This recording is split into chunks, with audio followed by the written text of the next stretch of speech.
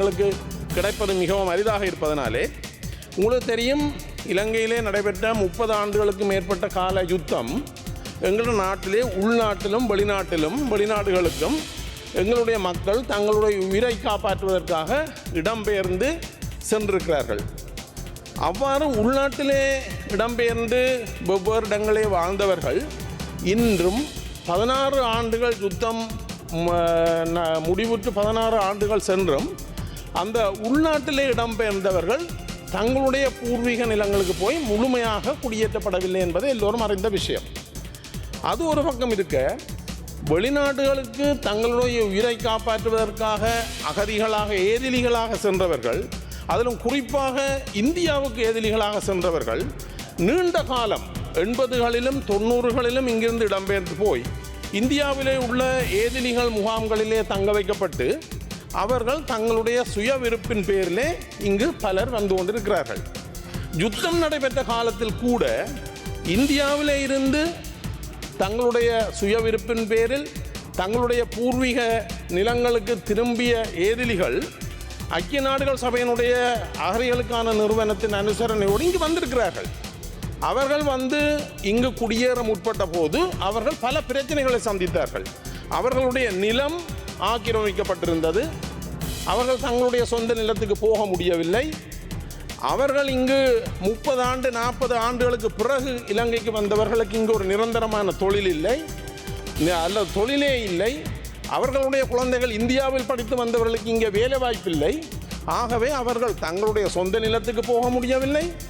உறவுகளோடு தங்கினார்கள், நண்பர்களோடு தங்கினார்கள். அவர்களுக்கு இங்கு ஒரு வருமானம் இல்லை. தொழில் செய்வதற்கான எந்த முதலீடும் அவர்களுக்கு வழங்கப்படவில்லை.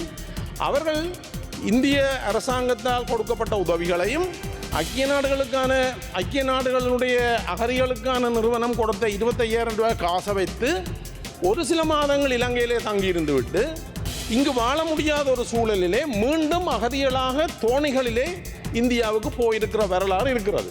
ஆனால் இப்போது என்ன நடக்கிறது?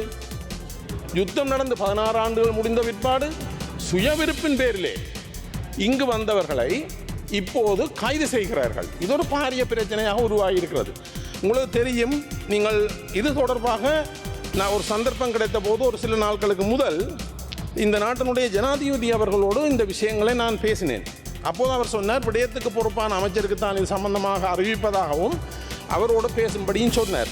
இதில் குறிப்பாக எங்களுடைய நாட்டுக்கு திரும்பி வந்த யாழ்ப்பாணத்திலே 6/8/2025 28/2025 அன்று பலாலி விமான நிலையத்திலேயும் அதே போல் 12/8/2025 கட்டுநாயக்கா விமான நிலையத்திலும் இந்தியாவில் 30 வருடத்துக்கு மேல் அகதிகளாக இருந்து அவர்கள் இந்திய அரசாங்கத்தால் அகதிகளாக ஏற்றுக்கொள்ளப்பட்ட முகாம்களிலே இருந்தவர்கள். அவர்கள் இலங்கையினுடைய துணை தூதுவரால் இந்தியாவில் பாஸ்போர்ட் பெற்றிருக்கிறார்கள். ஐக்கிய நாடுகளுக்கான அகதிகள் ஸ்தாபனத்தாலே அவர்களுடைய உதவியோடு இந்த நாட்டுக்கு திரும்பி வரும்போது இந்த நாட்டிலிருந்து 35 வருடத்துக்கு முதல் தங்களுடைய உயிரை காப்பாற்றுவதற்காக சட்ட ரீதி அற்ற முறையில் இந்த நாட்டிலிருந்து வெளியேறினார்கள் என்ற கருத்தை கூறி அவர்கள் கைது செய்யப்படுகிறார்கள். இது எப்படி நியாயமாக இருக்கும்? என்ன நோக்கத்துக்காக இந்த கைதுகள் நடக்கிறது? யுத்த காலத்தில் கூட இந்த கைதுகள் நடக்கவில்லை. அவர்கள் வேறு பிரச்சனையை எதிர்கொண்டார்கள். ஆனால் இப்போது யுத்தம் முடிந்து 16 ஆண்டுகளுக்கு பிறகு இந்த அரசாங்கம் வந்த பிற்பாடு இது நடக்கிறதாக இருந்தால் இதுக்கு ஏதாவது உள்நோக்கம் இருக்கலாம் என்று நான் கருதுகிறேன். அந்த வகையிலே இங்கு ஐக்கிய நாடுகளுடைய அகதிகள் ஸ்தாபனத்தினாலே Honorable Dr. Satyalingam, you have 5 more minutes. Thank you. இங்கு இந்த நாட்டுக்கு கொண்டு வரப்படுபவர்களுடைய பாதுகாப்பை உறுதிப்படுத்த வேண்டியதும் அவர்களை கண்ணியமாக நடத்த வேண்டியதும் இந்த அரசாங்கத்தினுடைய பொறுப்பு. ஆனபடியினால இவ்வாறான கைதுகள் எதிர்காலத்திலே நடைபெறாமல் இருப்பதற்கும் ஏற்கனவே அவர்கள் இந்த நாட்டை விட்டு இலீகலாக சட்டத்துக்கு புறம்பாக இந்த நாட்டை விட்டு தங்களுடைய உயிரை காப்பாற்றுவதற்கு ஓடினார்கள் என்ற காரணத்தை சொல்லி கைது செய்யப்பட்டவர்களை இந்த கைதுகளிலிருந்து இந்த சட்ட நடவடிக்கையிலிருந்து விலத்தி விடவும் நான் இந்த உயர் சபையை கோருகிறேன். இப்போ இந்த இலங்கைக்கு திரும்பி இந்த நாடுகளிலிருந்து வருபவர்களுடைய குற்ற பின்னணி தொடர்பாக ஆராய்ந்து அவர்கள் இந்த குற்றங்களிலே ஈடுபடவில்லை என்ற ஒரு உறுதி செய்யப்பட்ட பின்னர் தான் அவர்கள் இந்த நாட்டுக்கு அனுப்பப்படுகிறார்கள்.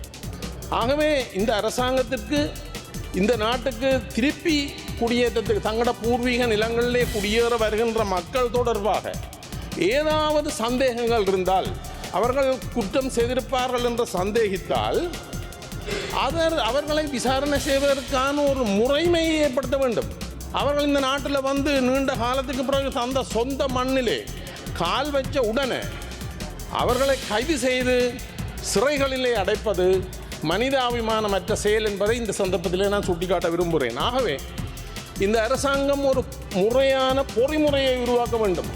நாங்கள் வடக்கு மாகாண சபையில் இருந்தபோது வடக்கு மாகாணத்துக்கான மீள்குடியேற்ற கொள்கை ஒன்றை நாங்கள் தயாரித்திருந்தோம். அந்த கொள்கை மத்திய அரசாங்கத்தினுடைய மீள்குடியேற்ற அமைச்சுக்கு அனுப்பப்பட்டது. அவர்கள் அதை அடிப்படையாக கொண்டு ஒரு மீள்குடியேற்ற கொள்கையை உருவாக்கினார்கள். ஆனால் நடைமுறைக்கு வரவில்லை.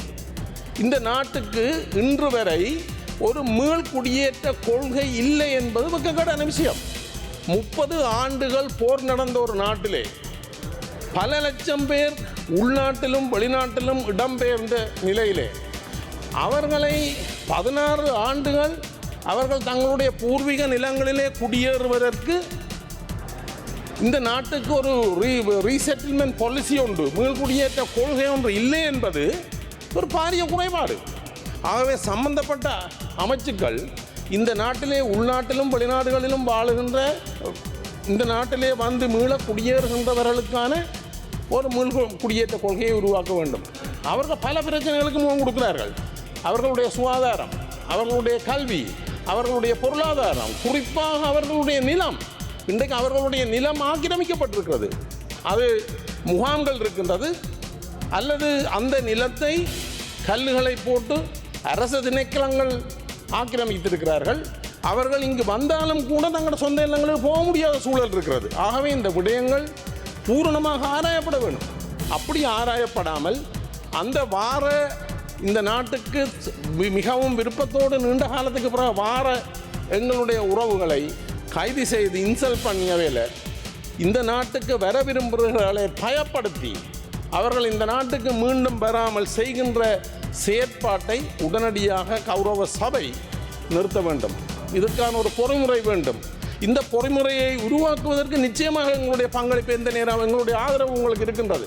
தயவு செய்து அந்த விடயத்தை நீங்கள் கையாள வேண்டும் என்று இந்த சந்தர்ப்பத்தில் கேட்டுக்கொள்கிறேன்.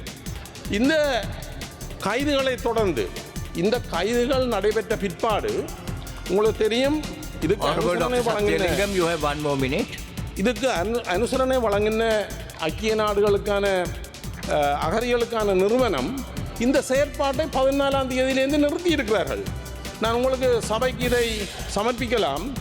UNHCR suspends repatriation of Sri Lankan Tamil refugees, the Hindu. இது ஒரு செய்தியாக இருக்கிறது. 14ஆம் தேதி திருச்சியிலிருந்து இங்கே வர இருந்த 7 இலங்கை தமிழர்கள் சுயவிருப்பின் பேரில் இந்த நாட்டுக்கு வர விரும்பியவர்கள், அவர்களுக்கு அனுசரணை வழங்குகின்ற செயற்பாட்டிலிருந்து ஐநா அகதிகளுக்கான நிறுவனம் விலகி இருக்கிறது. ஆகவே நாங்கள் இதையும் நான் சமர்ப்பிக்கிறேன். இந்த அரசாங்கம், நாங்கள் நம்புகிறோம், இந்த அரசாங்கம் நல்லிணக்க செயற்பாட்டுக்கு முன்னுரிமை கொடுக்க வேண்டும். இந்த நாட்டிலே இடம்பெயர்ந்தவர்களை அவர்களுடைய பூர்வீக நிலங்களுக்கு போகிறதுக்கு அனுமதிக்க வேண்டும். அதே போல் வெளிநாடுகளிலே இருந்து இந்த நாட்டுக்கு சுயவிருப்பின் பேரில் வருபவர்களுக்குரிய வசதிகளை செய்ய வேண்டும். இவற்றை எல்லாம் செய்ய வேண்டுமாக இருந்தால் இந்த நாட்டுக்கான முறையான ரீசெட்டில்மெண்ட் பாலிசி ஒன்று உருவாக்கப்பட வேண்டும்.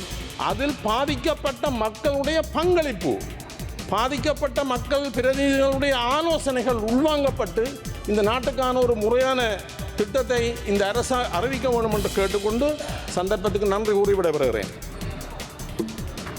Yes, honorable member. ஏனென்றால் இந்தியாவிலிருந்து இலங்கைக்கு வருகின்ற What is your point of order, honorable member? இந்தியாவிலிருந்து வர்றாக்களை எமது அரசாங்கம் கைது செய்வதாக கூறியிருந்தார்கள்.